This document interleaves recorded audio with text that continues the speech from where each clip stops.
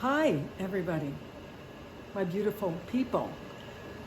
Pasta Primavera. Springtime, fresh spring vegetables. Very popular dish like 20 years ago. This, we had it at our restaurant. We had angel hair Primavera. I'm showing you mini penny Primavera. Okay, let's come over here. Part of my 5-minute gourmet saute today series. Okay, look. Part of doing 5-minute gourmet is you have to have things prepared ahead of time. You just can't come into the kitchen and chop the onion, chop the vegetables, chop everything, expect it to be in 5 minutes. Okay, it's all done ahead of time. Primavera. Okay, at the restaurant we had broccoli, we had asparagus, we had zucchini. Here, I didn't put broccoli in, I put asparagus tips. And I put mushrooms in. You put any vegetable in you want, okay? But the biggest thing you really need are bell peppers and onions. A lot of people don't like bell peppers in their sauces. Well, you cook with it and then you take it out. It's the flavor you want for this Primavera, okay? Let me show you what we have. I have sliced zucchini. You can do it a week ahead of time. I took out peas from the freezer. I have asparagus tips. These are raw. You can put them in the microwave for 1 minute if you don't like them that crunchy. These are mushrooms, bell peppers, onions. And these are sliced. These are not like diced. These are sliced. Same thing with the onions. You can dice the onions. These are sliced. Makes it look better. You can also put different colored peppers in that people do. Okay? 5-minute gourmet. These are my 3 aromatics that I always say have on hand. Garlic in oil, fresh Italian parsley, and fresh basil and garlic or pesto in oil. Okay, these 3. Here is 1 teaspoon of flour, 1 teaspoon of Romano. This is optional. Here's my broth for everything, and this is milk. There's no cream in anything I cook. That's why it's leaner, greener, lighter. Okay, let's go. Hot pan. I have boiling water here because I'm going to show you the big shortcut.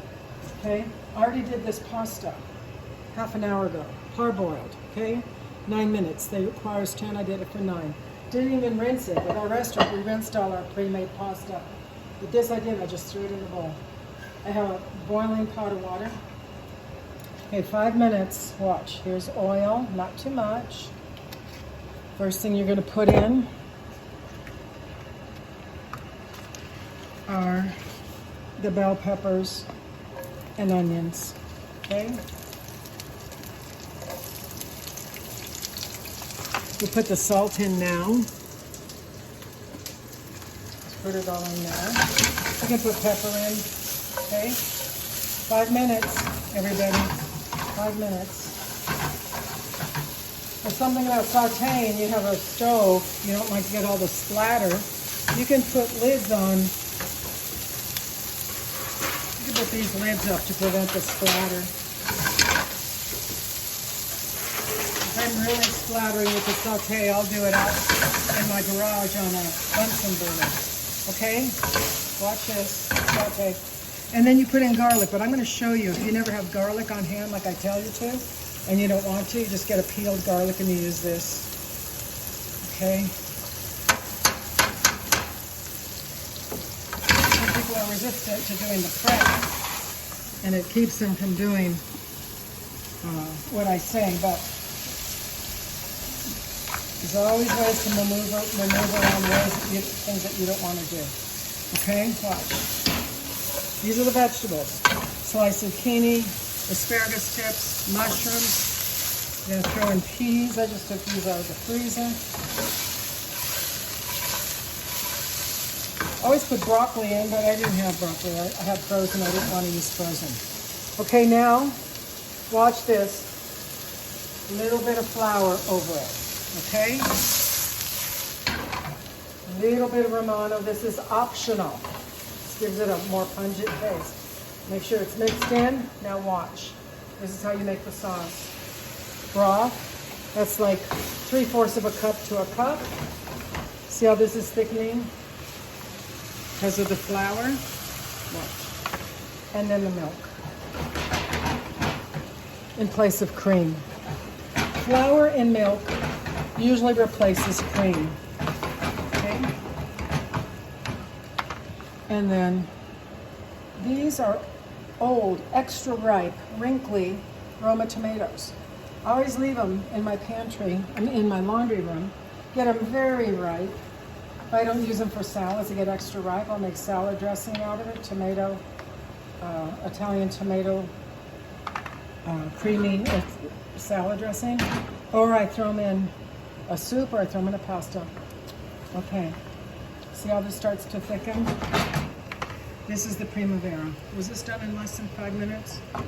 Now, you can have chicken, just stay there, show that.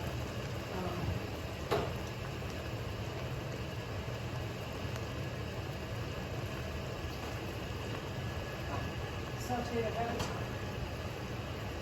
Or grilled chicken that you can buy at the store already grilled, or even the rotisserie chicken.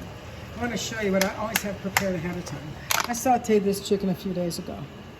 Just sauteed it and cooked it. So instead of cooking it to order, I just heat this up and I throw this in, which I'm not going to do, but if you wanted chicken or shrimp, you have it sauteed ahead of time. This is the Primavera, it's done. Now look at the garnish. And this is what really brings the robust flavor. The garlic oil from the chopped garlic, fresh parsley. This is what we did at the end of every one of our dishes, whether it was the Primavera, the shrimp, scampi con funghi, penne, pasta amore, all had that. I called it my aromatics. This is it. This is Primavera. Now, these are cooking sufficiently. Like I said, you don't like bell peppers, you can pull them out. You just want to get the flavor in it. Okay? I think I'll do a little bit more now.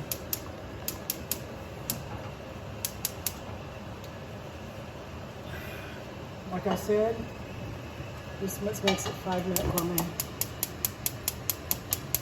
Okay?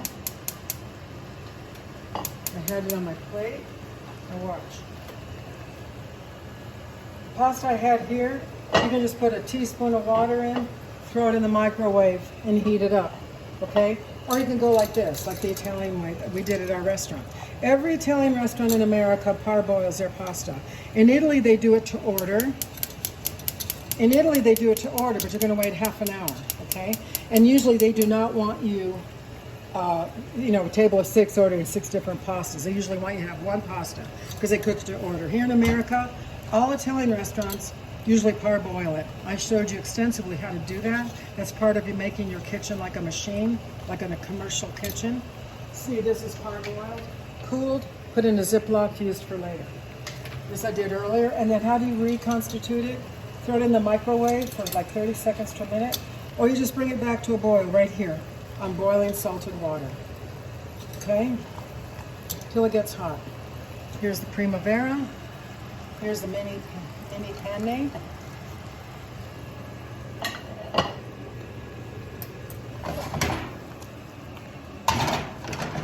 The sauce is made on this with a little bit of flour and the broth and the cream. I mean the milk. Like I said, if you're not using cream, which I never use, what the substitute for cream is flour and milk. This is what makes it good. Over here, beautiful sauce. Pasta Primavera for the springtime.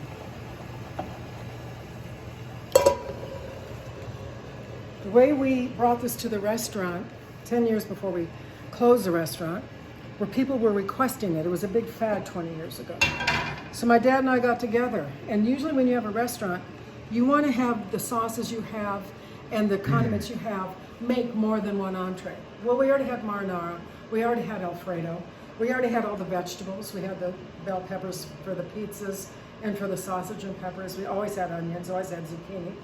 And what we came up with was an easy Primavera, where you sauteed the vegetables, and then right before the saute, you would add a small scoop of Alfredo and a small scoop of marinara, and then put in the fresh tomatoes.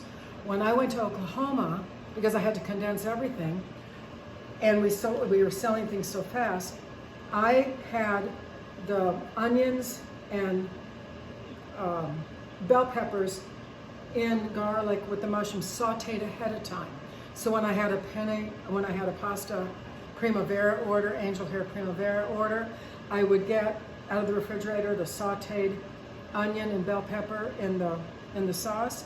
I would add the zucchini, the asparagus, the broccoli, and I would add the Alfredo, and I would add the marinara. Because I don't have a restaurant, I showed you the real way from scratch how to make it. It was still 5 minutes. Okay, you guys. Beautiful. Thank you for watching. Hope you try it. Ciao. God bless you.